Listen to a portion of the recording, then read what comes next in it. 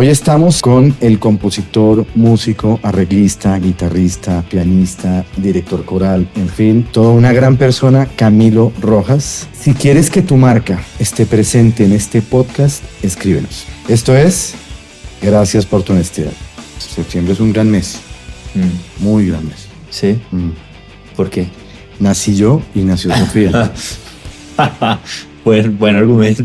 Sí. ¿Puedo decir tu edad? Sí, claro. 32 años. Sí. Muy joven. Y esto me da pie para preguntarte dos cosas. La primera es, aparte de hacer música, de tocar la guitarra, de dirigir y tal, también tienes un componente con la música formativo. Sí. ¿Enseñas la música? En tu cuenta de Instagram he visto que enseñas de una manera muy interesante los conceptos de la música, por Sí. eso me hizo clic poder conversar contigo. Pero además entiendo que usas la música para el desarrollo de habilidades blandas, que es exactamente lo mismo que hago yo.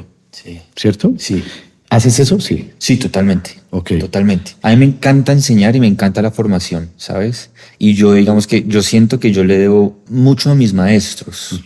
Siento que, por ejemplo, yo en mi adolescencia la pasé muy mal, como socialmente, y la música fue como un refugio muy grande para mí. Y se creó a través de mi relación con mis profesores, con mi profesor de guitarra, con mi profesora de solfeo, ¿sí? Y un poco como que yo soy testimonio y yo he sido testigo en mi propia vida de lo que la formación y alguien que enseña con cariño, con pasión, con dedicación, como con seriedad y honrando lo que significa enseñar, como que he visto la forma en la que le puede salvar la vida a alguien y en la que puede como realmente sanarte. Sí, estoy de acuerdo. Entonces como que he intentado a través de toda mi vida, cuando tengo la oportunidad de enseñar, como de corresponder eso, de corresponder como ese regalo que recibí yo de mis maestros. Entonces ahora, cuando es mi turno de enseñar, lo voy a intentar hacer de esta manera. Y cada vez que puedo, lo hago. Por eso es que lo hago en redes. Y por eso y me gusta el estilo. Me preocupa solo una cosa, ¿somos competencia o no? No. ¿Nos vamos a quitar clientes? No, yo no creo.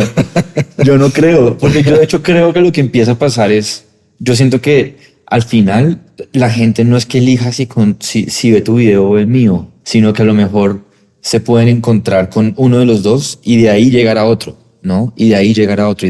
Fíjate, por ejemplo, probablemente en la forma en la que uno mismo consume redes. Te gustan los perritos y hay una cuenta que sube videos de perritos tiernos. Probablemente si te aparece otra cuenta de perritos tiernos, vas a seguir a esa cuenta también. Claro. Y no te vas a ir a seguir la primera, ¿no? Muy bien. Entonces ya librados de que no somos competencia, somos complementarios. Total. Somos colegas músicos. Exactamente. Bueno, me parece muy bien. Vuelvo al tema de la edad tuya desde el carácter formativo.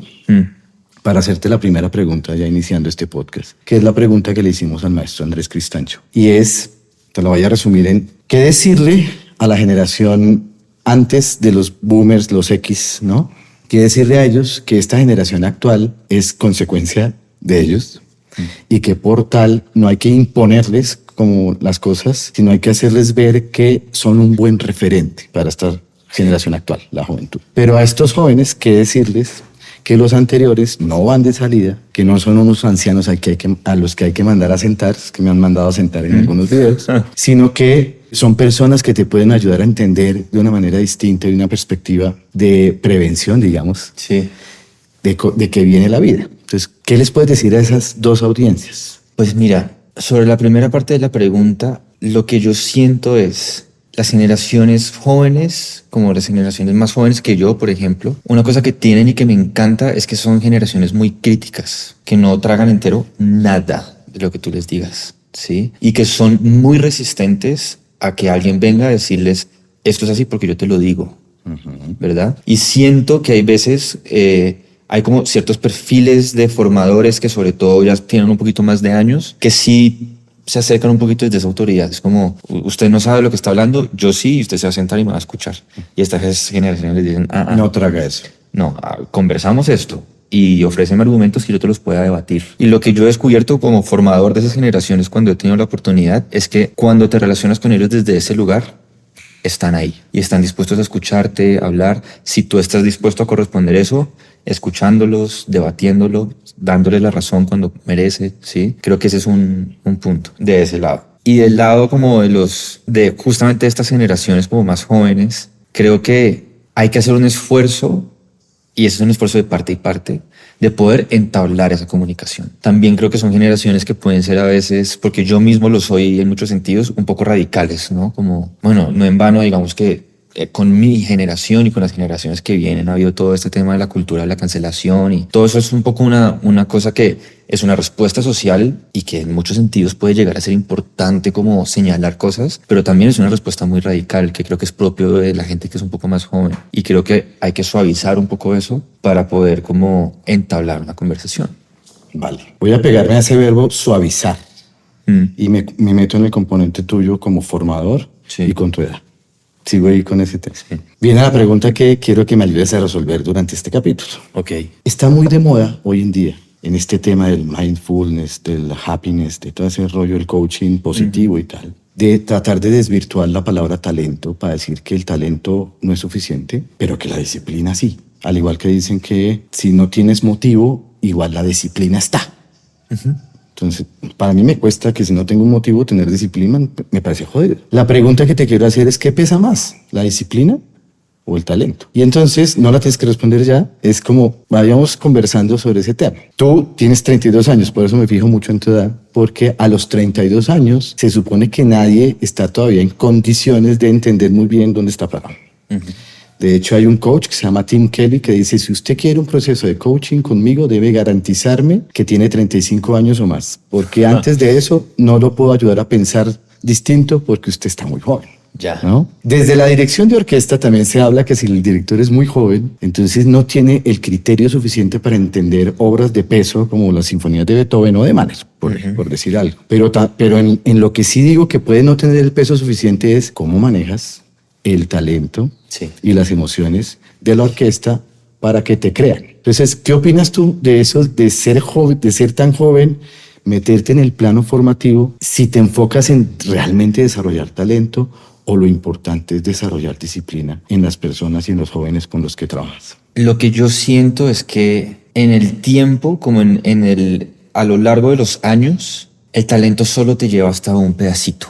Siento que el talento es una cosa que es muy importante, sobre todo cuando estás empezando un proceso. Que igual también es una palabra rara, ¿no? Pero... ¿Proceso o talento? Talento. Okay. Sí. Habría que ver un poco qué es el talento y si es una cosa con la que naces o si tiene que ver, por ejemplo, si naciste en familia de músicos y desde que eras chiquito estaba la gente tocando a tu alrededor, entonces tú empezaste a tocar y a los 12 alguien te dice, ay, tienes mucho talento y es como, sí.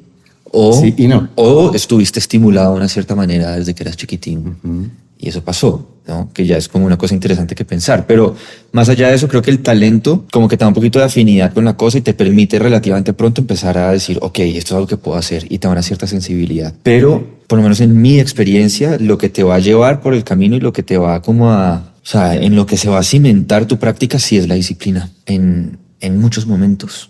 O sea, creo que es una combinación. O sea, talento y disciplina. Sí. Y el talento no podría desarrollarse bien si no tienes la disciplina. Absolutamente. Sí, Sí. Un músico virtuoso que dice, yo no necesito disciplina porque yo ya lo sé, nací así. Total. En algún momento va a quedar frenado. Total. Cualquier persona que haya pasado por un conservatorio, o sea, que haya estudiado, digamos, una carrera de música, seguramente te puede contar historias de, había un tipo que llegó y era un crack y al tercer semestre se salió de la universidad, ¿sí? Porque un poco era muy bueno y estaba un poco sostenido a punta de su talento, pero sin la disciplina hay un momento en el que como que te quedas corto. La disciplina viene siendo como un músculo, digamos, ¿cierto? Pero yo siento que hay gente muy indisciplinada, no porque sea recochera, como decimos aquí en Colombia, sino porque le cuesta la disciplina, le duele. Sí. Eso que acabas de decir, llega el tercer semestre, aquí toca estudiar mucho, mejor me voy y sigo tocando mi guitarrita o mi piano y tal, creyendo que soy una estrella. ¿Cómo se puede desarrollar disciplina desde la infancia y que no duela? Para mí una pregunta que es fundamental alrededor de eso es cómo estudiar. Creo que para formar disciplina hay que enseñarle a la gente cómo estudiar, porque para uno es muy importante sentir que lo que está haciendo tiene sentido, que te está trayendo algo que te trae gozo, que te hace sentir bien contigo mismo. Tú sentarte 3 horas en el piano para sentir que no avanzaste absolutamente nada, te rompe el alma y no vas a ser disciplinado. Pero si tú te sientas en el piano y sabes cómo estudiar y estás 15 minutos y de repente, esto salió un poco mejor, y otros 15, esto salió un poco mejor, empieza a ser una cosa que se empieza como a retroalimentar porque empiezas a ver el resultado y se empieza a volver una cosa como... rica de disfrutable. Claro, sí. ¿Necesitas un motivo para eso o simplemente dices que hacer este ejercicio por generar la disciplina? hay momentos de ambas. Creo que hay una cosa y es, hay algo de valor, quizás está un poco romantizado, pero definitivamente sí que hay valor en poder tener disciplina, incluso cuando quizás no estás inspirado o no tienes tantas ganas. Hay una cosa que me parecía muy linda que escuché el otro día,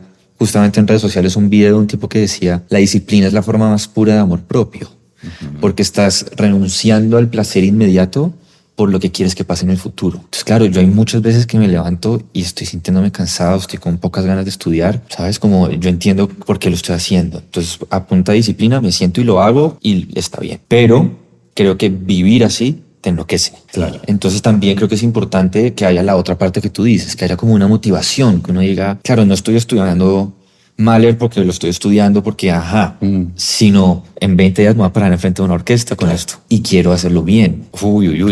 ¿Me entiendes? Te remangas y a trabajar. Entonces, ¿no? Sí, con la motivación creo que es más fácil la disciplina. Claro que surge como per se ahí, Sí. ¿no? Hay un compositor austríaco de la familia de los Strauss. Yo le digo Richard Strauss, pero creo que se pronuncia Richard Strauss. Sí. Que dice, hay dos tipos de personas en el mundo. Los que tienen talento y los que no. ¿Tú qué opinas de eso? Quizás sí, pero eso no significa nada más que eso. Eso no necesariamente significa que el que sí le va a ir bien y el que no le va a ir mal. Solo significa que uno tiene un poco más de talento y el otro tiene menos. Y ya, y ese es el punto de partida. Y ese que no tiene talento, si se pega, yo le llamo estructura profunda, a lo que trata de significar esa frase, dirá, yo para qué estudio si no tengo el talento. O puede decir, no tengo el talento, pero tengo un buen profe, voy a estudiar música, pero sin tener lo mínimo que necesita un músico, que para mí es la capacidad auditiva de sintonizar, de afinar, ¿no? Claro. De pegarle a la nota. ¿Se puede lograr un desempeño ulterior de alguien que no se considera sin talento, pero que es muy disciplinado? No sé. En tus orquestas o tus grupos corales, ¿te has encontrado con alguien así? Sí. Que dices, tienes una disciplina increíble, pero no suenas bien y creo que no la vas a poner nunca. ¿Te ha tocado algo así? No tanto así. Me he encontrado con personas que sí es como, wow, a esta persona le cuesta un montón, pero siempre he visto avance. Quizás no se van a volver en el jefe de la cuerda, pero siempre que me he encontrado con una persona, por mucho que le cueste, que le mete onda y que lo intenta, invariablemente mejora. Invariable, en el 100% de mis experiencias he visto mejoría en eso. O sea que esa persona, o sea, tú estás dirigiendo, tienes tu Mahler en 20 días frente a la orquesta y dices, esta persona es muy disciplinada, no es tan talentosa, pero la está poniendo. En ese momento, ¿confías más en el que es disciplinado y no tan talentoso, o el talentosísimo que de pronto no es tan disciplinado? Eso depende. Si tengo un Mahler en 20 días, necesito el talentoso. ¿Me entiendes? Okay. Es decir, si vamos a ponernos a hacer Mahler en El 20 apoyo. días, necesitamos gente que lo resuelva. Si voy a estar dando clases en una universidad a un coro, como lo estuve haciendo durante el último año, durante un semestre, durante un año con el mismo grupo, le apuesto más al disciplinado. O sea que todavía no sabemos si es más pesada la disciplina o el talento. Sí, ahí seguimos encontrando Sí. que van como de la mano. Sí. ¿Y eso aplicaría para cualquier área o específicamente en la música? Yo creo que en cualquier área. Creo que la música tiene una cosa que es como muy despiadada, y es que la música sucede en el tiempo, ¿no? Entonces, cuando tú vas a hacer un concierto, el concierto arranca a andar y eso no hay quien lo frene. Hay otro tipo de habilidades, incluso hay otros tipos de arte que un poco permanecen y permiten que los revisites, que los revises, y siento que son un poquito más amables en ese sentido. Si tú quizás estás, qué sé yo, aprendiendo a editar fotografías en Photoshop y te cuesta un resto y te está quedando terrible, es como, ok, y mañana lo puedes volver a intentar y vas a estar en donde estabas. Con la música no. Si te está sonando horrible y lograste que te sonara un poquito mejor, mañana tienes un arrancar nuevo de estándar cero. y tienes que poderlo Que es mantener. lo que me parece bonito de la música. Un poco, Sí. como dices tú, ingrato y tal, pero es lindísimo. Sí, es La capacidad al mismo tiempo. de renacerlo, ¿no? Sí. Vamos a hablar, seguimos hablando de talento, de disciplina. Y tú como formador, repito que te conozco en las redes porque tienes una forma de definir los conceptos que digo, yo llevo 17 años buscando una forma así para poder decir a la gente por qué la música en otros contextos. Sí. ¿Cómo definirías la música? Y que le sirva a un corporativo para que diga, ya no va a contratar a Ricardo, sino va a contratar a Camilo. Gracias a la definición de música que acaba de dar. Uy, esa pregunta está dificilísima. No sé si esto va a ser como muy raro, pero te diría que la música es como en lo más básico, es una combinación de sonidos, una combinación de fenómenos sonoros que tienen el potencial de generar una experiencia estética en alguien. ¿Y si le metiéramos la frase de Strauss-Cabri ahí? No importa si tienes o no talento o algo así, o definitivamente tiene que haber un talento. Yo creo que depende también de un poquito la aspiración, la verdad. O sea, como que creo que la versión quizás más sublime, más inexplicable de un concierto, de una interpretación musical, de una sonata, de una canción, de alguien cantando, como en el nivel como más trascendental que fuiste al concierto y te transformó la vida, creo que sí requiere una persona que tenga como una cierta sensibilidad, un cierto quizás talento, ¿verdad? Pero quizás no todos tenemos que aspirar a eso. Sensibilidad no es lo mismo que talento en este contexto. ¿O podría llegar a ser Yo creo que podrían llegar a ser muy parecidas. muy parecido? Sí, yo creo que pueden ser muy parecidas. Cuando tú estás frente a la orquesta, ahorita que trabajas con niños también, cuando ves en esos niños, ¿qué es lo mínimo que les ves para que tú digas podemos avanzar con facilidad desde el punto de vista de sus habilidades para ser músico? Quitando si es talentoso o no. ¿Qué habilidad, de la capacidad que tenemos, de las que llamamos habilidades blandas, consideras que es importante que sí o sí tenga una muestrica para uno poder desarrollar algo ahí? Curiosidad. Uh-huh. Creo que la curiosidad es como una de las cosas más importantes que uno como músico tiene que tener. ¿Y la curiosidad es una habilidad? Quizás, porque sí que creo que se puede entrenar. Y si se puede entrenar, a lo mejor es una habilidad. Ken Robinson, que en paz descanse, un pedagogo británico, dice que sí, ¿Sí? que la curiosidad se puede desarrollar y que sí es una habilidad que se puede desarrollar. Sí, creo que esa es una. Hay otra que no sé muy bien cuál sea la palabra, pero es como... como fe, o sea, como una capacidad de creerle al proceso, como de no necesitar el premio ya, ¿verdad? Siento que hay cosas que hay veces pueden ser como muy gratificantes muy rápido. Los videojuegos están hechos para ser gratificantes así. La música, en la gran mayoría de los casos, también depende un poquito del instrumento, ¿no? Hay instrumentos en los que es más, en los que es menos, pero la música a veces se demora un poquito en volverse gratificante. Entonces, para mí, como que yo hay veces veo niñas, niños, como chicos que se les ve un poquito como esta disposición para, a pesar de que no me está sonando bien, lo quiero seguir intentando. No sé eso cómo se llama, quizás como resiliencia. Y creo que es importantísima. Tienes a esa niña con el saxofón intentándolo, pero no la pone porque no está escuchando bien. ¿Lo va a lograr o definitivamente tiene que escuchar bien? Sí, tiene que escuchar bien. Sí o sí. Sí, claro, la escucha sí está en el centro de todo. ¿Y qué sería para ti, como formador de esa niña, la definición de escuchar? Y ojalá en los términos en la que los pones en las redes. Para mí escuchar es como dejar que los sonidos te atraviesen verdaderamente, que entren y que sigan. Es como una actitud de apertura. ¿Y el dejarse llevar por la curiosidad de pronto o no es necesario? Claro, siento que están muy relacionadas, ¿me entiendes? Siento que están O muy sea, una persona que relacionadas. escucha bien, per se debería ser curiosa. Quizás yo le diría de esta manera, y es una persona que está como realmente abierta a la escucha, es muy probable que espontáneamente surja curiosidad. ¿Me entiendes? Si tú estás como, puede ser un poquito cliché, pero pa, piripipam, ¿no? Beethoven. Para papá, piripipam, piripipam, para papá, piripipam, piripipam, para papam, piripapam, piripapam, pam, para. Es como, dime más. Sí, Entonces como, ya estás más abierto a claro, escuchar. porque lo escuchaste y te atravesó y es como, esto no se puede quedar así, ¿verdad? Y pum, surge una curiosidad y entonces prestas más atención a lo que sigue. Sí, y siento que a veces escuchar música es eso, es como dejarte sorprender todo el tiempo. Entonces escuchar es clave. Sí. Estás frente a un ensamble, estás ensamblando niños, jóvenes, técnicamente están bien, pero desde el punto de vista de organizarlos como personas desde sus emociones, sus curiosidades y tal, Sí. pues necesitas crear un ambiente de armonía. Sí. La definición de armonía de la música te serviría para crear ese ambiente armónico en la gestión de sus emociones. ¿Cómo definirías armonía desde la música y lo extrapolarías hacia ese sector? La armonía, como en un sentido muy técnico en la música, podría ser consonante o disonante, ¿no? También, o sea, no necesariamente es agradable. La armonía es como la forma en la que interactúan varias notas que están sonando al tiempo. En el sentido, digamos, más tradicional y más como europeo de la tradición musical, probablemente eso lo hace a uno pensar en acordes, ¿no? En secuencias de acordes, en lo que sea, tensión, relajación, etc. Pero en el sentido más como grotesco de la palabra es sonidos que están sonando al tiempo y que interactúan de X o Y manera. ¿Pero tiene un objetivo la armonía o solamente Puede es así? tenerlo. En la música europea, occidental que nosotros hacemos, sí que lo tiene.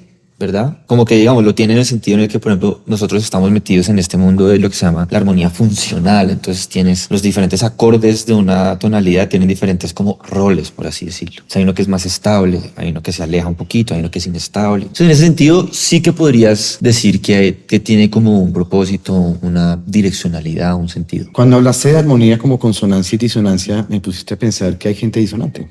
Y en este mismo grupo al que debes armonizar, cuando detectas disonancias, ¿cómo logras que esas disonancias, sin tener que imponer que cambien su forma de ser, le agreguen valor al colectivo? Lo primero es, me encanta lo que dices porque es como, no es lograr que la disonancia deje de estar, es que agregue valor al colectivo. Correcto. Sí, porque creo que lo primero es que hay que perderle un poquito el miedo a la disonancia y hay que perderle el miedo, ya trayéndolo al ámbito más humano, hay que perderle un poquito el miedo al conflicto. Como que siento que queremos todo el tiempo que las cosas estén chéveres, ¿no? Y siento que muchas veces de lo que eso habla es como de tu preferencia personal, como de que tú preferirías que ese momento incómodo no se hubiera dado. Claro, uno diría, váyase. Sí, tú preferirías que esa persona no hubiera cuestionado lo que cuestionó. Claro. Claro, pero ¿y por qué es tan importante lo que tú prefieres? Es como, y no lo pregunto en broma, es una pregunta genuina, como ¿por qué mi preferencia es tan importante que quiero que todos los demás se organicen alrededor de ella para que yo esté cómodo socialmente? Eso es muy loco. Entonces creo que la primera pregunta es como, ¿realmente es algo que necesita mi intervención o es algo que probablemente está bien que pase, es normal que pase y lo podemos dejar que esté? Y creo que en sí mismo como experiencia humana ya por eso tiene valor. Cuando yo estaba en el colegio, había un prefecto de disciplina.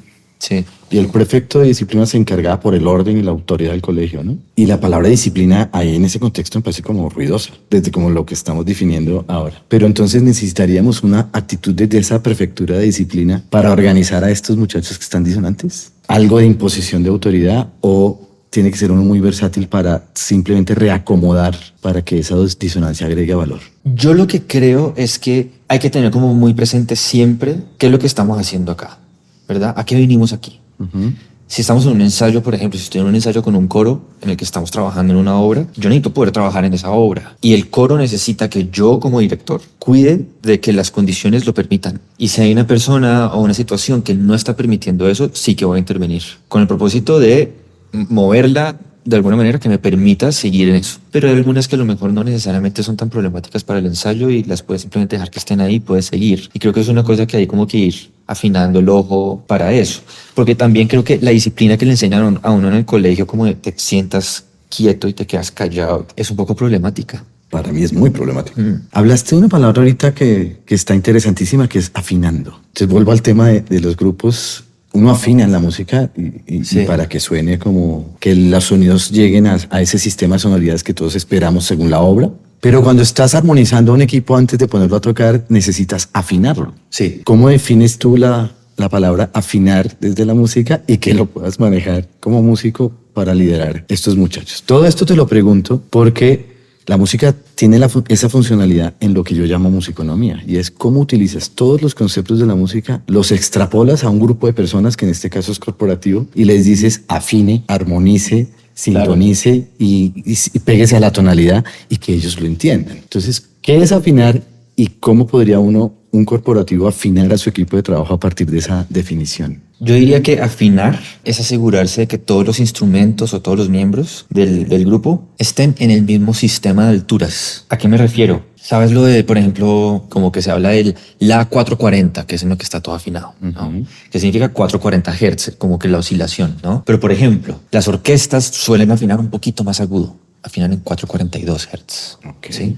Es un poquito más fácil para las maderas, para los vientos afinar en eso. La música antes, por ejemplo, entonces, en el barroco se cree o se sabe que se afinaba más bajito. ¿Y por qué lo menciono? Porque si yo salgo a un ensayo con una orquesta que está tocando obra de música, afinamos en 442, paso al salón de al lado y está ensayando un grupo de música barroca y toco, va a sonar desafinado. Claro. En este cuarto no está desafinado, en aquel sí. ¿Por qué? Porque estoy en un sistema de alturas diferentes. Okay. Entonces yo por eso lo digo, como afinar es que estemos de acuerdo en cuál es el sistema de alturas en el que nos estamos moviendo. ¿Sí? O sea que un corporativo que está escuchando ahorita, a ese sí yo le diría que se tome en serio lo que acabas de decir, porque él sí cree que todas las afinaciones son iguales. O sea, de salón en salón dirá, esto está desafinado acá, y háganlo como yo lo digo porque Claro. yo soy, ¿no? Entonces, desde ese punto de vista, recuerdo el video por el que llegué a tu cuenta y que me llamó mucho la atención porque tiene que ver con la afinación, que hablabas de los instrumentos que son transpositores. Sí. Cuéntame qué es un instrumento transpositor y cómo es este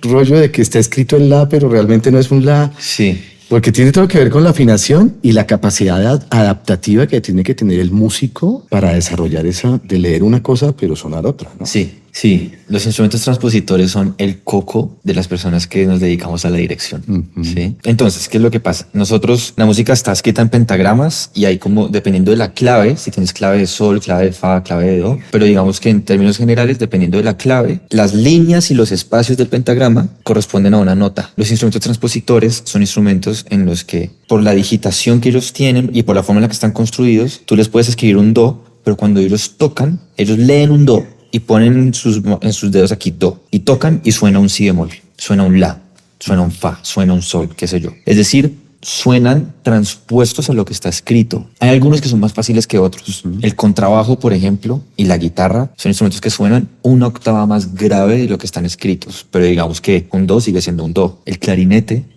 la trompeta, son instrumentos que suenan una segunda mayor por debajo de lo que está escrito. Es decir, si yo toco un re, o sea, si yo leo un re, va a sonar un do. ¿Quién está más en aprietos ahí? ¿El trompetista o el director? ¿O los vecinos? El director. Sí.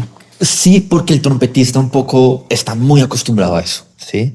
Entonces los trompetistas son, y todos los vientistas, o sea, todos los instrumentistas que tocan un instrumento transpositor, ese es su día a día. Todo el día están con ese instrumento y como que están exponiéndose a este tipo de situaciones en las que estás en un ensayo y alguien dice, oiga, cuidado con el la. Y entonces preguntan, ¿la real? O sea, como la sonoro o la escrito. No, sonoro. Ah, bueno, lo que sea. El director, en cambio, suele estar frente a un piano, ¿no? Y le toca hacer un poco las cuentas de, ok, está escrito un do, entonces va a sonar un si bemol. Entonces, si yo quiero, no, el director tiene que pensar en eso. Y luego pasa que el director además tiene en su partitura todos los instrumentos y no todos transponen igual. Entonces, la transposición del clarinete, el clarinete está en si bemol, es decir, la transposición es una segunda mayor hacia abajo. El corno es una quinta hacia abajo. O sea, si tú le pones, si tú le escribes un do, va a sonar un fa. Y luego hay unos que transportan hacia arriba. La flauta piccolo suena una octava más aguda. El clarinete piccolo en mi bemol suena una tercera menor, qué sé yo, ¿no? Entonces hay veces tú en una misma obra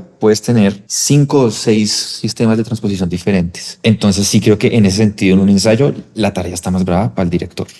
¿Sí? El instrumentista en ese caso sí tiene que ser muy disciplinado para esa práctica de leer una nota pero escuchar otra. No, porque para el instrumentista está simplemente leyendo normal. Él toca su nota y a él no le importa si está sonando el do re, pero al director sí. Él ya sabe. Entonces, haz de cuenta, toda la orquesta está escrita en do mayor y la partitura del clarinete está escrita en re mayor. Y entonces el clarinete simplemente lee, sí, re, mi, fa, sol, la, y lo que va a sonar es do, re, mi, fa, sol, y todo el mundo va a estar de acuerdo. Entonces, el clarinetista simplemente está leyendo y el director también le va a sonar todo bien. Cuando hay que tener mucho cuidado es cuando les vas a hablar, porque te puedes empezar a encontrar en esa situación de clarinete, cuidado con el re, y el clarinete te dice, pero ¿cuál re, maestro? Porque tengo varias notas. Claro. El re escrito, el re. Entonces, usualmente o pues lo que yo intento hacer es que les digo cómo les estoy hablando. Es decir, les digo en el re que tienes escrito, o les digo en el re escrito, en el re de la partitura, o les digo en el re real, es decir, el re que suena. Y entonces ellos ya hacen las cuentas de, me está hablando del mi que yo tengo escrito, ¿verdad? Entonces lo que ellos necesitan es que el director sea muy claro en su comunicación de, te estoy hablando en nota real o en nota escrita. Y ya como con esa base ya se pueden comunicar, como que ya es parte del día a día. Eso podría ser un buen tip para un director ejecutivo que sepa que tiene personas o acciones o cargos transpositores en donde tengo que hablarle muy claro si es el re que está escrito, si es el re real o el whatever re. Claro, absolutamente, porque es que al final en lo que estás pensando tú como director de orquesta es, yo necesito lograr que esta sinfonía suene, que esto suene bien, que esto funcione. Y para eso es mi trabajo, saber cómo me comunico con la orquesta para que eso sea viable. Y creo que en el ámbito corporativo es lo mismo. Sí, es como si tú estás velando por el desarrollo de un proyecto, por el resultado de un equipo, entonces tu trabajo es preguntarte cómo te comunicas con ese equipo para que eso sea viable. Me parece a mí, pues como director de orquesta, pues es una pregunta que casi no se hacen ellos, sino que le hacen a otros. Claro. ¿No? cómo están escuchando ellos, porque yo escucho bien, según ellos. Claro. Pero es cómo estoy escuchando, cómo estoy comunicando yo, Sí. y cómo garantizo que ese sonido corporativo va a ser lo que está escrito en la partitura. Totalmente. Porque además al final, y yo lo siento como un principio muy importante en la música, y cuando yo dirijo ensambles, es como tú siempre tienes que partir de la base de que tienes enfrente tuyo personas que son inteligentes, musicales, capaces y que quieren hacer las cosas bien. No puedes llegar pensando que te estás encontrando con un grupo de pendejos incapaces y que te quieren boicotear. No, o sea, como por tu salud mental no lo puedes hacer. Necesitas partir de la base de que queremos todos hacer las cosas bien. Y entonces la forma en la que te comunicas con ellos es, tú necesitas hacerles entender cuál es tu visión de lo que está pasando, por qué tiene sentido y un poco persuadirlos. Claro. No imponer. Pareciera muy obvio, pero no es tan obvio, ¿no? En el contexto corporativo. Esto que dices es bellísimo con respecto a tienes un grupo de gente inteligente, capaz y que quiere hacerlo bien. Porque a veces nos encontramos con gente que cree que no lo vamos a hacer bien. Sí. Y los tenemos que convencer de que lo vamos a hacer bien, ¿no? Sí. Ahora, bien con respecto a qué, a lo que me gusta o a lo que funciona, ¿no? Claro. Ahora, hablaste de que hay esa gente, hablando de la dirección de orquesta, es musical. Sí. Y supongo que lo dices, cuando dices que es musical, se tiene que ver con musicalidad. ¿Qué significa la musicalidad? Para mí es que tengas la capacidad de escuchar y comprender lo que los sonidos necesitan de ti. En el sentido de, por ejemplo, esta frase de la que se habla tanto, el fraseo, que es un fraseo musical. Y para mí es eso, es como las frases tienen una dirección, la música tiene una dirección que emerge de las notas mismas. Y la persona que para mí es musical es la persona que tiene la capacidad de escuchar eso, de notar eso, de comprenderlo y luego de traducir eso a la forma en la que toca. Cuando definiste música, hablaste algo así de una combinación de sonidos y silencios que interactúan entre sí y tal, pero siempre he entendido la música como no solamente ese componente técnico, sino esa interacción de sonidos y silencios producen una emoción en alguien. Y hay gente que se emociona y dice, wow, qué talento, pero no es tan talentoso, pero como se emocionó, cree que tiene talento. Sí. La musicalidad también debe tener ese efecto. Una persona que es musical es porque fue capaz de emocionar desde su técnica y su interpretación a otro que lo escuchó, o no necesariamente es así. No necesariamente. Creo que sobre todo es una persona que más que emocionar al otro o de generar un efecto en el otro, creo que es una persona que es capaz de emocionarse. No en el sentido más dramático de que me emocioné y entonces me salí de los chiros y se me olvidó la obra. De un tema pero congruente, a partir de esta emoción logro transmitirte algo. de que yo dejé que los sonidos me atraviesen y de que lo que estoy tocando y de que lo que estoy escuchando transforme la forma en la que lo toco, ¿verdad? Es como yo voy tocando y voy escuchando y eso transforma la forma en la que voy tocando y en la que voy escuchando. Sí, es como estás dejando que la música te atraviese y estás un poco yendo con ella. Que genere un efecto en alguien más es otra pregunta, porque también ahí yo te preguntaría cómo está la otra persona. No, claro. ¿No? Si la otra persona está chateando y está pensando en la Sí. lista del mercado, tú puedes hacer bellezas y la otra persona no se va a enterar. Claro. Entonces digamos que ahí sí se necesita O sea, que... sí necesitas la emoción, pero para ti. Déjate atravesar por los sonidos y emocionate acorde con eso. Ajá. Y actúas congruentemente con lo que te propone y lo que está pasando. ¿Sí? Exacto, sí. Y de hecho creo que a mí me gusta más la palabra, más que emocionarse, es como dejarse mover por los sonidos. Porque siento que a veces emocionar puede parecer a que me puse triste, me puse feliz tocando. Y emocionarse realmente es, me voy a mover. No voy a dejar que la música me mueva. Mueva. Sí. Voy a dejar que la música me mueva. Qué bonita frase. Sí. Chévere. Sí, porque la música es movimiento al fin y al cabo, ¿no? Y siempre ocurre hacia adelante. Sí, totalmente. Totalmente. Y como es una cosa que está sucediendo en tiempo real, como que tú puedes tener una cierta idea de cómo ha de suceder, pero necesitas estar muy dispuesto a dejarla morir en función de lo que está pasando, de lo que estás escuchando. Sí, quizás tú te hayas imaginado esto como de esta manera y luego en la vida real pasó esto. Tienes que dejar que te mueva, tienes que dejar que te cambie y tienes que dejar que eso te lleve hacia un nuevo lugar. Y no negarte que como no suena igual, entonces me bloqueo, lo saco. Claro, esa actitud hace que toda la experiencia esté aquí. Lo vuelve una experiencia profundamente intelectual, que no tiene nada de malo con que sea intelectual. Sí. Pero siento que el potencial más grande que tiene la música de movernos, de transformarnos, de conmovernos, no sucede en el intelecto.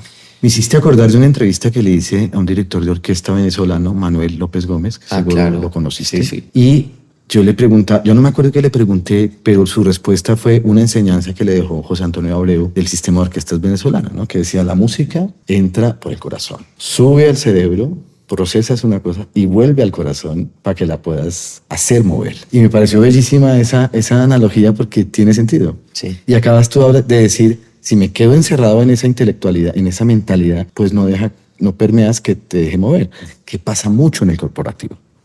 O sea, el corporativo son un poco de gente que cree que son pensantes. ¿Sí? Como dice Ken Robinson, son personas que solo usan su cuerpo para llevar su cabeza a las reuniones. Sí. Pero cuando hablas de ser musical, es esa capacidad de dejarse mover por lo que está sucediendo y por lo que realmente está pasando y no lo que quisieras que estuviera pasando, ¿no? Eso me remite a otro concepto, que es el del virtuosismo, ¿no? Que no sé cómo interpretar al virtuoso, porque a veces el virtuoso es el que descresta y tal, pero no sé si es talentoso o no, no sé si es una persona muy disciplinada y poco talentosa, no sé si es ambas, no sé si se trata de una carrera contra el tiempo, ¿no? Pues, por ejemplo, Bill Evans, que trabajó con Miles Davis, decía, Miles Davis es un atleta de la música. Le fascina esa vaina de correr y correr, pero a veces siento que no entiende qué está pasando, ¿no? ¿Qué es el virtuosismo en la música y cómo uno puede detectar a esos virtuosos que para mí son peligrosísimos en el corporativo? Ese tema del virtuosismo a mí me conflictúa mucho porque siento que, claro, el virtuoso en la música es como el que tiene mucha precisión y mucha velocidad. En pocas palabras diría yo, mucha precisión y mucha velocidad. ¿Es musical el virtuoso o no necesariamente? No necesariamente, Okay. pero tampoco necesariamente es no musical. Entiendo, ¿Sí? entiendo. Y que eso es lo que me parece que es muy peligroso con el virtuosismo. Y a mí me parece que la música bella, conmovedora, hermosa, no tiene nada que ver con qué tan virtuosa es. Hay cosas que son muy virtuosas y que me parecen aburridísimas, y cosas que son muy virtuosas y que me conmueven. Segundo concierto para piano de Rachmaninoff es una obra profundamente virtuosa, pero me mata, ¿me entiendes? Es como wow. Sí. Y luego hay cosas que están en el otro extremo, cosas que son muy poco virtuosas y que por lo tanto te dormiste, y cosas que son muy poco virtuosas y que te conmueven. El segundo movimiento del quinto concierto para piano de Beethoven es básicamente escalas. ¿No? El pianista está haciendo escalitas y wow, lo podría escuchar 80 veces, ¿me entiendes? Entonces creo que al final la pregunta sobre la música conmovedora o bella o buena o como sea que le queramos llamar, no se puede responder con el virtuosismo. Hay música buena o bella o conmovedora, virtuosa y no, y viceversa. Entonces, por lo tanto, cuando una persona es muy virtuosa, te descresta, pero siempre me toca como prestar el doble de atención, porque es como, ok, pero ¿qué está haciendo en verdad? ¿No? Musicalmente, ¿qué está pasando? ¿Estás descrestando o a lo mejor tienes ambas? Claro, te están tratando de meter los dedos en la boca, como dicen literalmente, ¿no? Ajá. ¿Qué le puede uno decir a esas personas que conozco muchos así, que por su virtuosismo, que les dicen que son virtuosos y son súper ágiles y además no pelan una nota, pero que no son tan conmovedores? ¿Qué hay que decirles desde el punto de vista del talento o la disciplina? O sea, este virtuosismo se concentran mucho en la rapidez, pero olvidan para lo que realmente es el talento, que es volverte musical. ¿Qué les puedes decir a esas personas para que eviten comerse el cuento de que son virtuosos y ya, sino que hay que seguir trabajando en la musicalidad? Pues mira, hay una cosa que me encanta, que me la decía a mí un maestro mío, Marcán Takar, que él decía, tenemos que ser capaces de escuchar todas las notas todo el tiempo. Y me pareció perfecto eso. ¿Por qué? Porque ¿a qué se refiere con todo el tiempo? Pensémoslo en términos, por ejemplo, de velocidad, ya que estamos hablando de virtuosismo. Digamos, ponle cuidado. Si yo te digo mi nombre, Camilo, cuando tú escuchas la letra O, ya dejaste de escuchar la letra C. Ya la C se extinguió. Sí. Pero tú puedes comprender la palabra Camilo porque la C sigue estando presente, operante en tu conciencia. La sigues escuchando todavía. Es decir, la estás escuchando todo el tiempo, a pesar de que ya, en el sentido más grotesco de la palabra, ya dejó de sonar. Entonces, si tú haces algo muy lento, ya se extinguió la C antes de la O. O sea, si yo te digo, no me vas a entender, Camilo, nunca jamás, porque cuando por fin llega la O, la C ya se murió, ¿no? Entonces, si te vas muy lento, no puedes escuchar todos los sonidos todo el tiempo. No los puedes escuchar todo el tiempo porque se extinguen. Pero la primera parte es igual de importante. Queremos escuchar todos los sonidos. Entonces, si yo te digo, mi nombre es Camilo Rojas, a lo mejor medio me entiendes que te dije mi nombre es Camilo Rojas, pero ¿escuchaste cada letra? ¿Escuchaste la M que hay antes de la B? Nombre es Camilo Rojas, quizás no. Y yo quiero escuchar todos los sonidos también. Entonces, si te pones a tocar muy rápido, me privas de poder escuchar todos los sonidos. Okay. Me privas a mí de la experiencia de que cada sonido me pueda mover. me pueda transformar, me pueda impactar. Entonces, ¿por qué no buscamos un tempo, una velocidad que me permita escuchar todos los sonidos todo el tiempo? Sí, creo que es como una... Está muy interesante. Sí. Me hiciste recordar una entrevista que le hicieron a Paco de Lucía en el año 74. Él todavía estaba como muy joven de ser ese gran guitarrista que fue. Entonces le preguntaban, ¿usted por qué toca tan rápido? Y él dijo, no, porque a la gente le gusta. ¿No?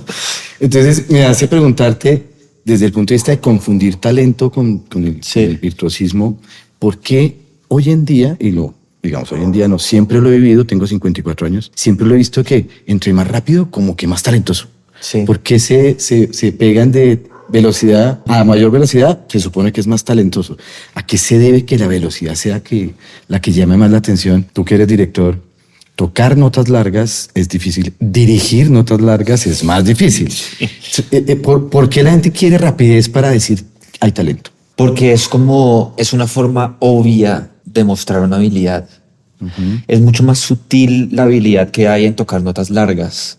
Es mucho menos evidente, está un poquito más en el subtexto. La habilidad que hay en tocar notas rápidas es súper burda, salta a los ojos, ¿sí? Entonces es muy fácil equipararlo, ¿no? Como que cualquier persona ve velocidad y puede concluirlo. Y además siento yo que es también una cosa como a la que tendemos como por muchas otras cosas. Es decir, todo el tiempo estamos mirando deportes en los que este jugador es más rápido que aquel, este corredor es más rápido, este salta más, este lanza la bala más lejos que aquel, ¿no? Entonces como que esta cosa de el que más hace, el que más lejos va, el que más rápido llega, es una cosa que tenemos como, no la meten por boca y nariz todo el tiempo en muchos contextos, no solamente de la música. Entonces creo que un poquito también estamos bombardeados de eso y entonces luego llega alguien y se sienta en el piano y pues claro, tú dices, wow, ¿no?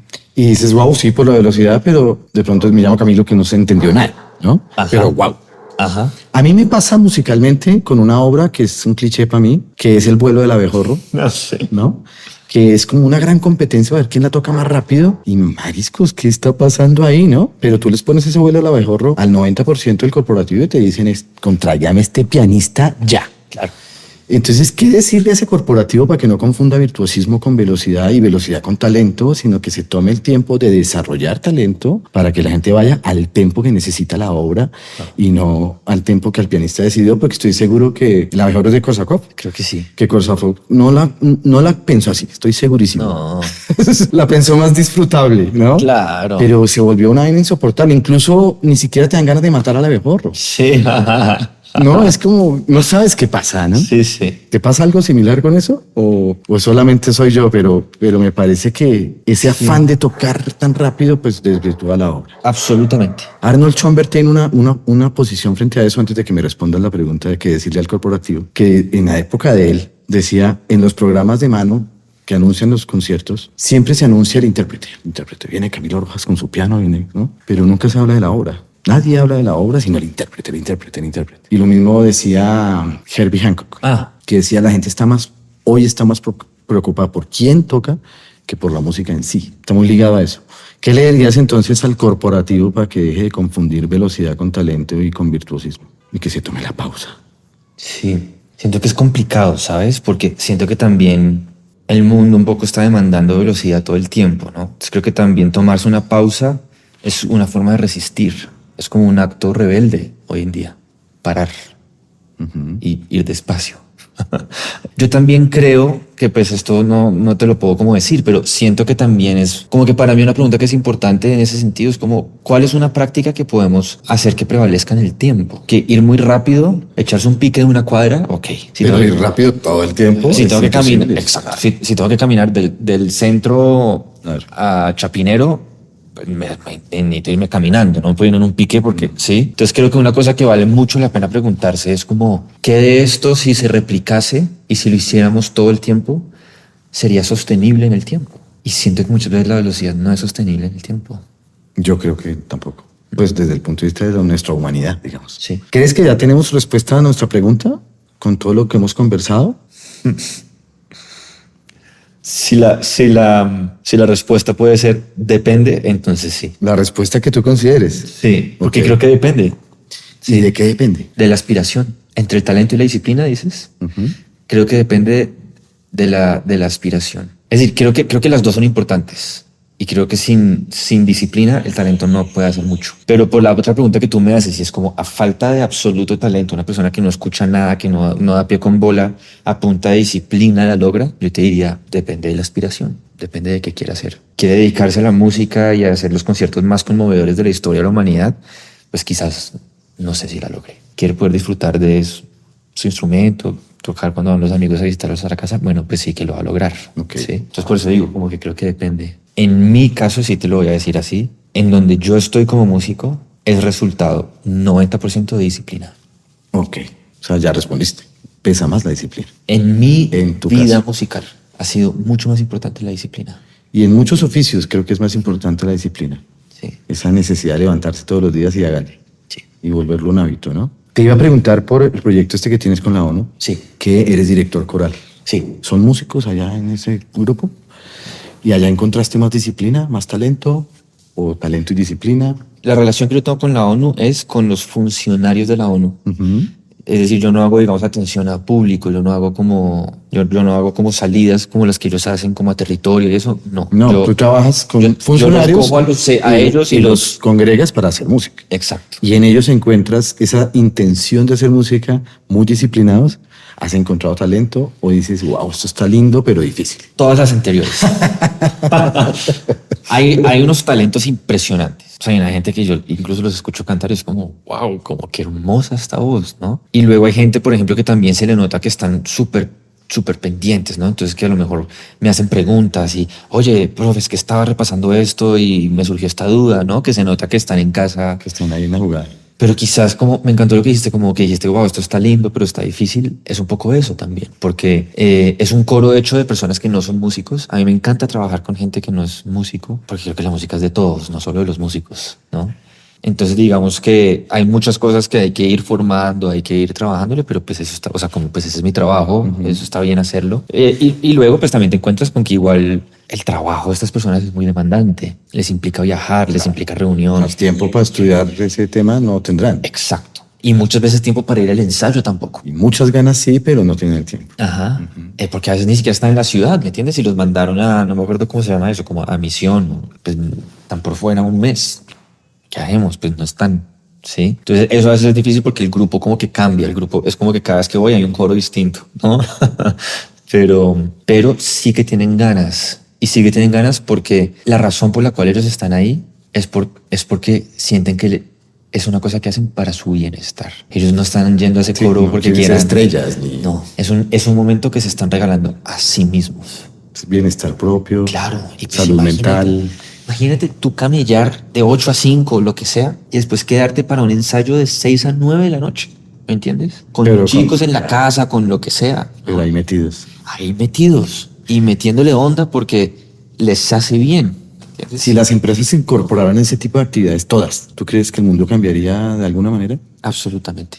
¿Cómo sería ese mundo ideal después de tener un año de la gente metida haciendo música? Como mínimo sería más empático. Como mínimo sería más empático. O sea que estaría bien que nos pusiéramos de acuerdo para que eso suceda. Absolutamente. ¿Cuándo es que vamos a hacer algo juntos? Para que la gente ya sienta que ya no hay competencia. Cuando me invites, sí, hagamos algo, claro. Me interesa mucho que podamos hacer algo juntos. Sí. Te voy a hacer la última pregunta ya de la entrevista, ya para cerrar. Ya dado que nos respondiste la pregunta de qué pesa más la disciplina o el talento, y en tu criterio, la disciplina. Manuel de Falla tiene una frase, el compositor español, ahora que vas para España. Sí. ¿Conoces Granada? No.